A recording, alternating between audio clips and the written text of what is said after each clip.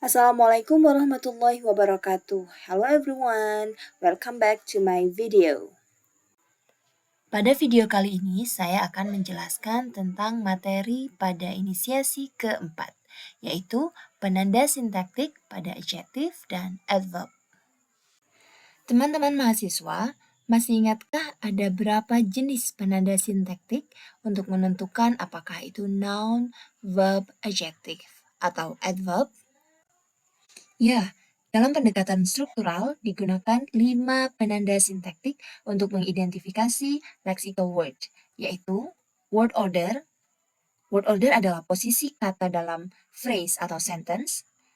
Ada juga inflection atau imbuhan-imbuhan, derivation, derivasi, function word, yaitu kata-kata yang bermakna struktural, dan yang terakhir adalah prosody atau pola stres pada kata. Baik teman-teman, langsung saja kita ke pembahasan penanda sintaktik untuk adjektif. Yang pertama adalah word order dan function word. Penanda sintaktik ini adalah penanda yang paling dominan untuk adjektif. Dalam hal ini, kita bisa menggunakan kecocokan kata tersebut pada dua tempat kosong pada struktur kalimat. Berikut ini.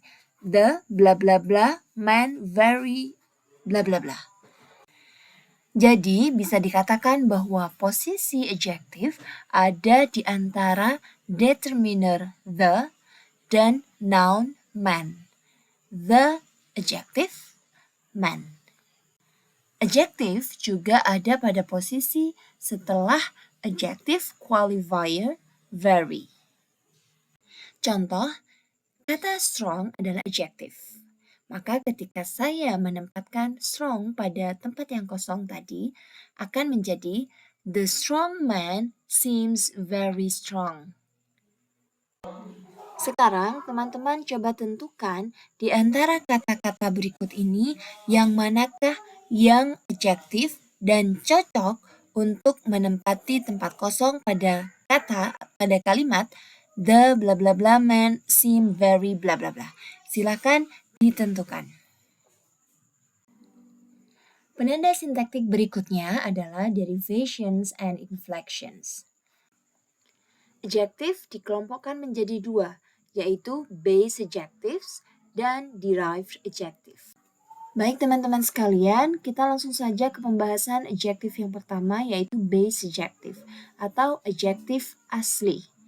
Ciri-cirinya adalah bahwa base adjective memiliki penanda inflectional suffix er untuk membentuk comparative degree and est untuk membentuk superlative degree.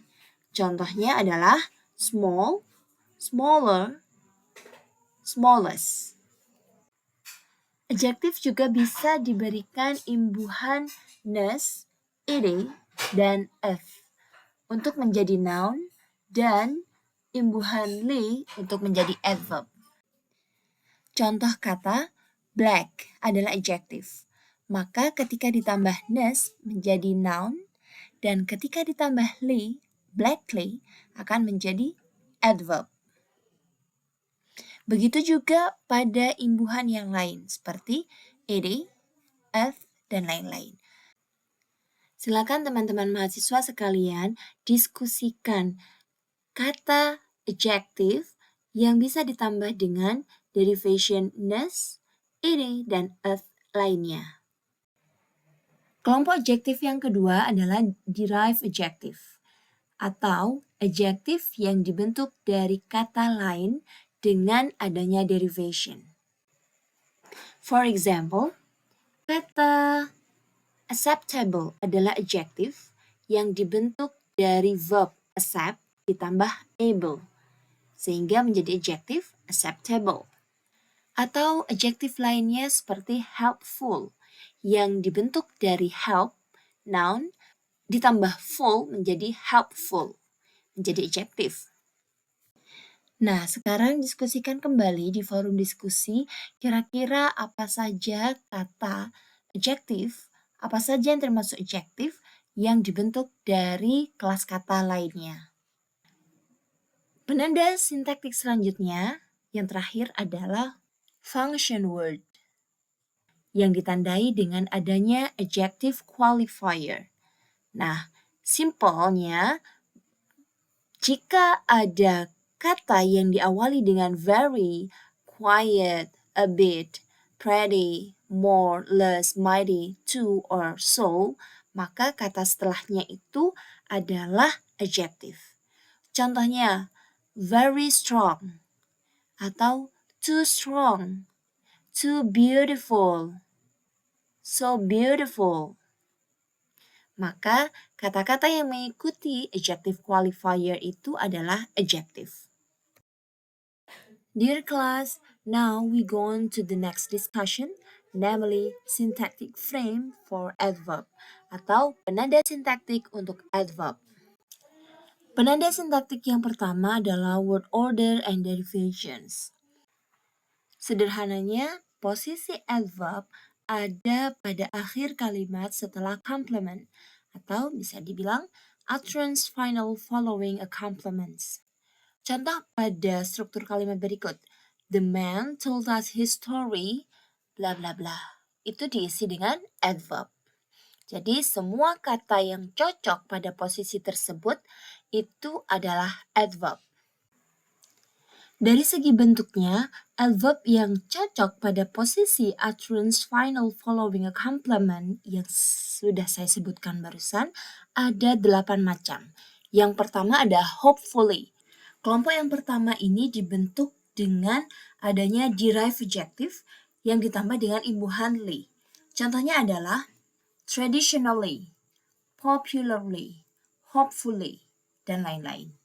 Atau yang kedua, kelompok eagerly. Sama dengan adanya derivation ly yang ditambahkan pada base adjective. Contohnya, slowly, falsely, nicely, strangely. Kemudian, yang ketiga adalah kelompok loud. Kelompok ini dibentuk dengan imbuhan derivation a yang ditambahkan pada noun, verbs, adjective, dan stems. Contohnya, ahead, away. Kelompok selanjutnya adalah actor wise. Kelompok ini dibentuk dengan imbuhan wise yang ditambahkan pada noun. Dan kelompok ini tidak banyak. Di antara lain, lengthwise, crabwise, actor-wise, personnel-wise. Kemudian kelompok seterusnya adalah kelompok backwards. Kelompok ini dibentuk dengan derivational suffix words yang ditambahkan pada beberapa noun. Contohnya backwards, forwards, homewards, dan lain-lain. Kelompok berikutnya adalah kelompok somehow. Kelompok adverb ke-6 ini hanya ada beberapa yang dibentuk dengan gabungan noun determiner dengan beberapa noun tertentu. Contohnya anyway, everywhere, nowhere. Kelompok ketujuh adalah kelompok over. Kelompok ini bentuknya sama dengan preposition. Contohnya, he brought the cat in, the drowning man went under, dan lain-lain. Kemudian kelompok yang terakhir adalah kelompok here. Kelompok ini tidak memiliki penanda sintaksis kecuali posisi dalam utterance final positions following a complement. Contohnya adalah pada adverb now, then, here, yesterday, downstairs, little, there, still, always, dan lain-lain. Penanda sintaktik yang kedua adalah inflections. Beberapa adverb membentuk comparative and superlative dengan inflectional suffixes or dan est. Kebanyakan adverb kelompok ini disebut dengan flat adverb karena bentuknya sama dengan adjective, seperti slow, quick, fast, cheap, hard. Sementara itu ada juga bentuk irregularnya. Contohnya, well, better, best. Nah, penanda sintaktik yang terakhir adalah function word. Function word yang menandai adverb disebut dengan adverb qualifiers dan digunakan pada kelompok tertentu. Contohnya adalah Semua adverb yang berakhiran le dan beberapa yang lain seperti oven, alive bisa ditandai dengan salah satu qualifier berikut. Contohnya adalah very, quiet, somewhat, more, most.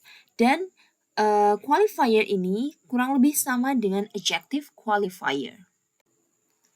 Pembahasan terakhir pada video kali ini adalah adverb substitute.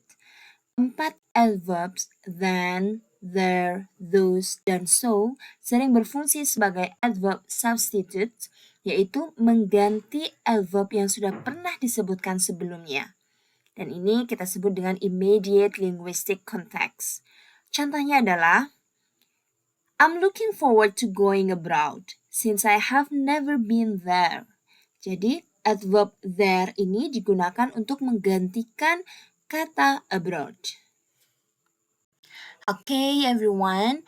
I think that's all for the discussions about syntactic frame of adjective and adverb.